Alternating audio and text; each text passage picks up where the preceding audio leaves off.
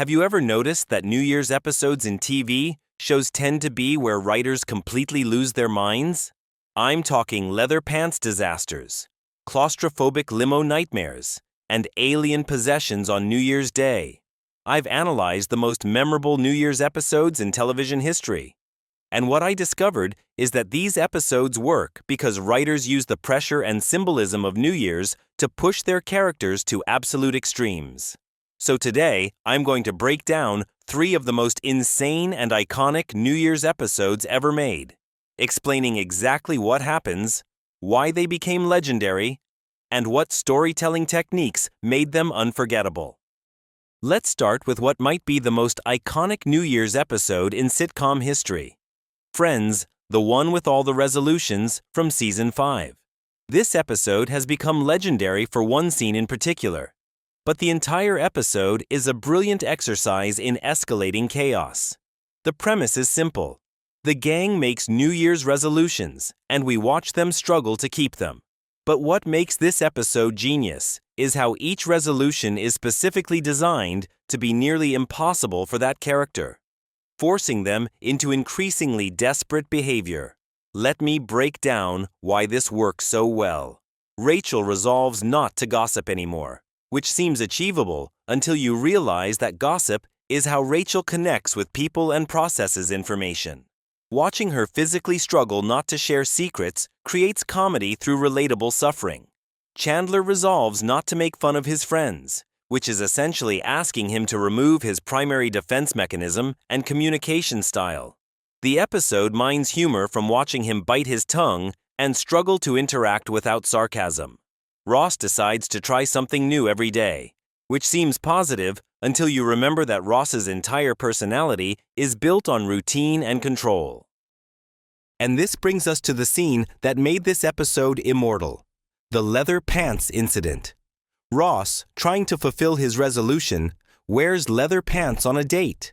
He gets too hot, excuses himself to the bathroom to cool down, and then cannot get the pants back on. In desperation, he calls Joey for advice, who suggests using lotion. When that makes them too slippery, Joey suggests powder. Ross uses both, creating what he describes as a paste situation. The scene is Ross alone in a bathroom, sweating, panicking, covered in lotion and powder, stuck half in leather pants, having a complete meltdown. What makes this scene brilliant isn't just the physical comedy, though that's excellent. It's that the scene perfectly captures the New Year's resolution experience. You make this promise to yourself to be different and better. You push yourself outside your comfort zone, and then you end up in a worse situation than before, covered in paste, metaphorically speaking. The leather pants scene has been memed and referenced for decades because it distills the New Year's resolution anxiety into one perfect visual. Ross's desperation and humiliation is every person who's ever overcommitted to changing themselves on January 1st. The genius of this episode is that it takes the cultural ritual of New Year's resolutions and exposes it as fundamentally absurd. We promise to become different people overnight, fail spectacularly, and learn nothing because we'll do it all again next year. That's the dark comedy underneath the leather pants, and it's why this episode endures. Now let's talk about How I Met Your Mother's The Limo episode from Season 1, because this one takes a completely different approach to New Year's chaos. While the Friends episode is about internal pressure to change, the How I Met Your Mother episode is about external pressure to have the perfect night. The entire episode takes place inside a stretch limousine on New Year's Eve, as Ted, Marshall, Lily, and Barney attempt to hit multiple parties to find the perfect celebration before midnight. From the first scene, this episode is building tension through confinement and time pressure. They're physically trapped in this limo. The clock is counting down to midnight, and their plan keeps falling apart. What makes this episode fascinating from a storytelling perspective is how it uses physical space to force character conflict. In a normal episode, if characters are fighting, someone can leave the room. But in a limo stuck in New York traffic on New Year's Eve, there's no escape. Every interpersonal tension amplifies because they can't get away from each other. The plot spirals as the night progresses. They can't get into parties. They get stuck in traffic, and every attempt to salvage the evening makes things worse. Ted is desperately trying to make the night special, which causes him to make increasingly poor decisions. The episode captures something very real about New Year's Eve that most television glosses over: the gap between expectation and reality. Ted has built up this one night to be magical, and instead, it becomes a claustrophobic nightmare. By the time midnight arrives, they're miserable and stuck in traffic, watching the ball drop on a tiny television screen inside the limo. What's brilliant about this ending is that it refuses to give the characters or the audience the cathartic moment we expect. There's no last-minute save, no perfect kiss at midnight, no redemption. They fail to have a good New Year's Eve, and the episode is honest enough to sit with that disappointment. The reason this episode works so well is because it's an anti-New Year's episode disguised as a traditional one. Most New Year's episodes in television show beautiful parties, romantic moments, and characters getting what they want right as the clock strikes 12. The limo does the opposite. It shows the anxiety, the pressure, the forced fun, and the inevitable letdown. And paradoxically, by being more honest about how New Year's Eve often actually goes, it becomes more relatable and memorable. The confined space of the limo becomes a pressure cooker for all the characters' insecurities and relationship tensions. Ted's desperation to control and perfect the evening reveals his deeper need for control in his romantic life.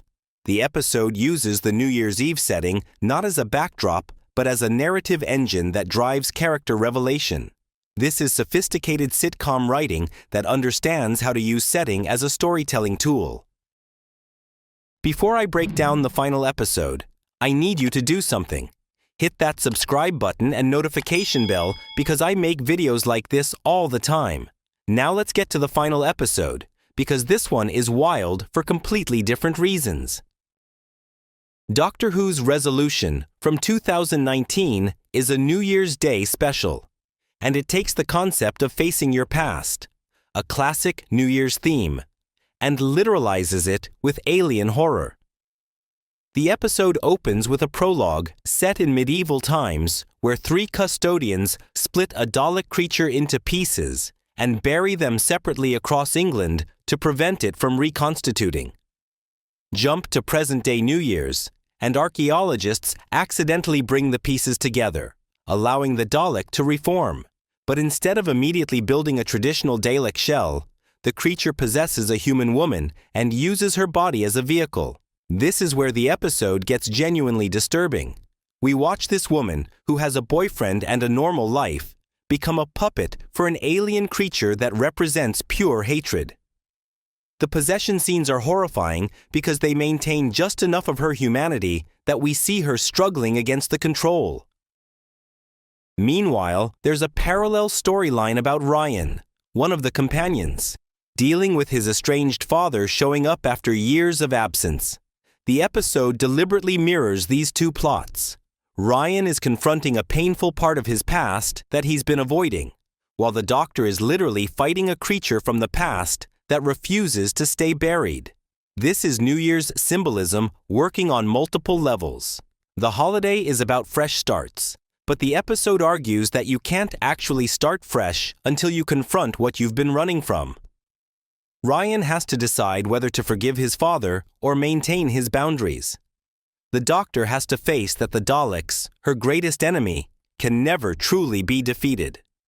The New Year's setting gives both of these storylines additional weight because of the cultural context we bring to that date.